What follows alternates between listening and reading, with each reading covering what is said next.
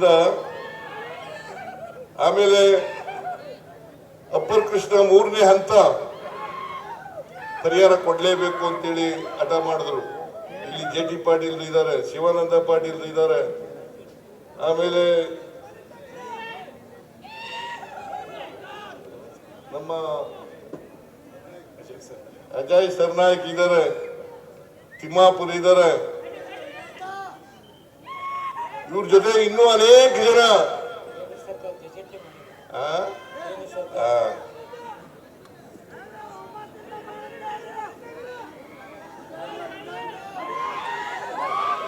ಇವತ್ತಿನವರಿಗೆ ಪರಿಹಾರ ಕೊಡ್ಲಿಲ್ಲ.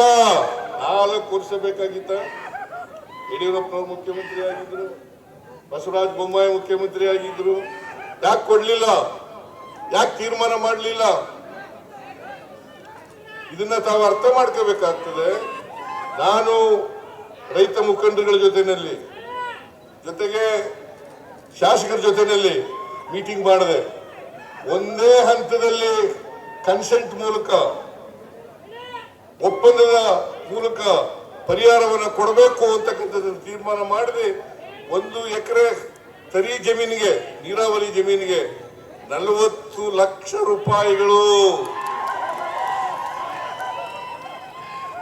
ಕುಸ್ಕಿ ಜಮೀನಿಗೆ, ಒಣ ಭೂಮಿಗೆ 30 ಲಕ್ಷ ರೂಪಾಯಿಗಳು. ಅದನ್ನು ಸುಳ್ಳು ಹೇಳ್ತಾರೆ ಬಿಜೆಪಿಯವರು. ಬಜೆಟ್ ನಲ್ಲಿ ದುಡ್ಡೇ ಇಟ್ಟಿಲ್ಲ.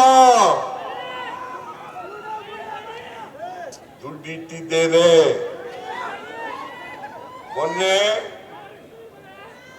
ಮೊನ್ನೆ ಶಂಕುಸ್ಥಾಪನೆ ಮಾಡಿದಾಗ ಚೆಕ್ಗಳನ್ನು ವಿತರಣೆ ಮಾಡಿದ್ದೇವೆ. ಮಾಡಿದೀವ ಇಲ್ಲ? ಏನ್ರಿ ಜೆ.ಟಿ. ಪಾಟೀಲ್, ಈ ವರ್ಷ ಎಷ್ಟು ದುಡ್ಡು ಆಗ್ತದೆ? ಯಾರ್ಯಾರು ಮುಂದೆ ಬರ್ತಾರೆ ಕನ್ಸೆಂಟ್ ಆಗಿ ಜಮೀನನ್ನು ಕೊಡ್ಲಿಕ್ಕೆ, ಅವರೆಲ್ಲರಿಗೂ ಕೂಡ ಹಣ ಕೊಟ್ಟೇ ಕೊಡ್ತೀವಿ, ಪರಿಹಾರ ಕೊಟ್ಟೇ ಕೊಡ್ತೀವಿ.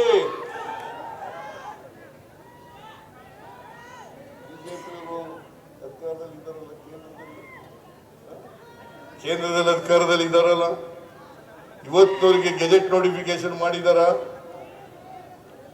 ಗೆಜೆಟ್ ನೋಟಿಫಿಕೇಶನ್ ಮಾಡಿದ್ದಾರೆ ಅಂದ್ರೆ 13 ವರ್ಷಗಳಾಯ್ತು. 13 ವರ್ಷ ಆಯ್ತು. ಗೆಜೆಟ್ ನೋಟಿಫಿಕೇಶನ್ ಮಾಡಲಿಲ್ಲ. ನಾನು ಡಿ.ಕೆ. ಶಿವಕುಮಾರ್ ಅನೇಕ ಸಾರಿ ಭೇಟಿ ಮಾಡಿದ. ಇವತ್ತಿನವರಿಗೆ ಗೆಜೆಟ್ ನೋಟಿಫಿಕೇಶನ್ ಮಾಡಲಿಲ್ಲ.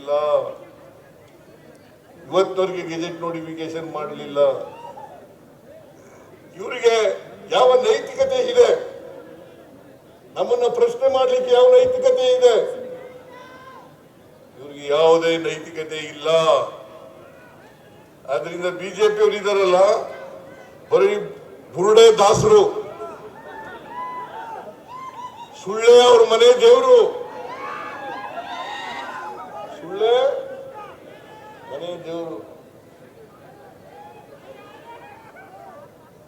ಆದ್ರಿಂದ ನೀವೆಲ್ಲರೂ ತಿಳ್ಕೋಬೇಕು, ಕಾಂಗ್ರೆಸ್ ಪಾರ್ಟಿ ಮಾತ್ರ ಎಲ್ಲ ಜಾತಿ ಜನರು, ಎಲ್ಲ ವರ್ಗದ ಜನರು, ಎಲ್ಲ ಧರ್ಮದ ಜನ ಪರವಾಗಿರ್ತಕ್ಕಂಥ ಪಕ್ಷ ಯಾವುದಾದ್ರೂ ಇದ್ರೆ ಅದು ಕಾಂಗ್ರೆಸ್ ಪಕ್ಷ ಮಾತ್ರ. ಇವನು ತಬ್ಲಿ ಮಗ ಇವನನ್ನ ನಿಮ್ಮ ಜೋಳಿಗೆಗೆ ಹಾಕ್ತಾ ಇದ್ದೀವಿ.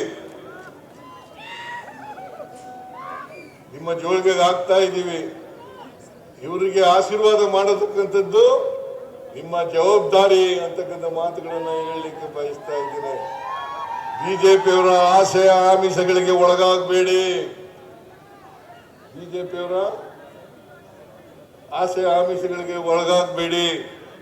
ಚರಂತಿ ಮಠ ಹತ್ರ ದುಡ್ಡಿರ್ಬೋದು, ಗೊತ್ತಿಲ್ಲ ನನಗೆ. ದುಡ್ಡಿಲ್ವಾ? ಅವ್ರ ತಮ್ಮ ಇಲ್ಲೇ ಇದ್ದಾರೆ, ಮಲ್ಲಿಕಾರ್ಜುನ ಚರಂತಿ ಮಠ.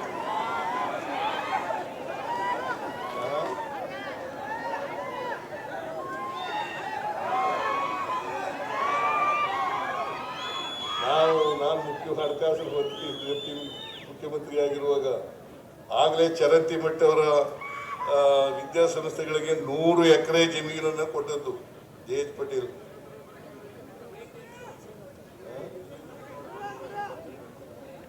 ಅದಲ್ದೇನೆ ಜಯೇಶ್ ಪಟೇಲ್ ನಾನು ಇರುವಾಗಲೇನೆ 250 ಇನ್ನೂ ಜಾಸ್ತಿ ಹೇಳ್ತಾ ಇದ್ದಾರೆ ಅವರು. ಅವ್ರ ತಮ್ಮ, ಸ್ವಂತ ತಮ್ಮ ಹೋದ ಸಾರಿ ಪಕ್ಷೇತರರಾಗಿ ಸ್ಪರ್ಧೆ ಮಾಡಿದ್ರು. ಈ ಸಾರಿ ಉಮೇಶ್ ಮೇಟಿಯವರನ್ನ ಗೆಲ್ಲಿಸಲೇಬೇಕು ಅಂತೇಳಿ ಶಬ್ದ ಮಾಡಿ ನಮ್ಮ ಜೊತೆ ನಿಂತಿದ್ದಾರೆ. ಅವರ ಬೆಂಬಲನೂ ಕೂಡ ನಮಗಿದೆ,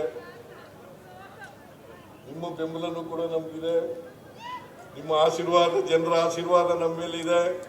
ಅದರಿಂದ ಉಮೇಶ್ ಮೇಟಿಯವರನ್ನ ಗೆಲ್ಲಿಸಿ ವಿಧಾನಸಭೆಗೆ ಕಳಿಸ್ತಕ್ಕಂಥದ್ದು ಮೇಟಿಯವರ ಆತ್ಮಕ್ಕೆ ಶಾಂತಿ ಸಿಗ್ತಕ್ಕಂಥ ಕೆಲಸವನ್ನ ನೀವೆಲ್ಲರೂ ಕೂಡ ಮಾಡಬೇಕು ಅಂತಕ್ಕಂಥ ಮಾತುಗಳನ್ನು ಈ ಸಂದರ್ಭದಲ್ಲಿ